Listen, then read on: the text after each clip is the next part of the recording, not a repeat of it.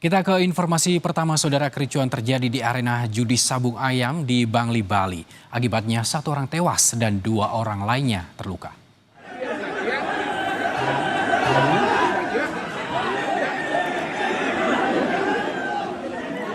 Inilah detik-detik ketika sejumlah warga berkelahi di arena sabung ayam. Diduga akibat kesalahpahaman dan pengaruh minuman keras, pelaku menganiaya korban dengan senjata tajam.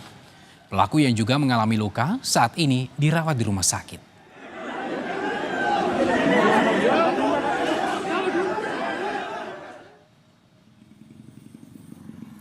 Pelaku merupakan residivis kasus pembunuhan tahun 2016 silam. Namun, pelaku yang sempat mendekam di Nusa Kambangan sudah bebas beberapa bulan yang lalu. Pasca kejadian, polisi masih melakukan pengamanan di sekitar kejadian untuk antisipasi ketegangan antara kedua keluarga korban dan pelaku. Olah TKP Polres Bangli melaksanakan penanganan olah TKP di tempat kejadian.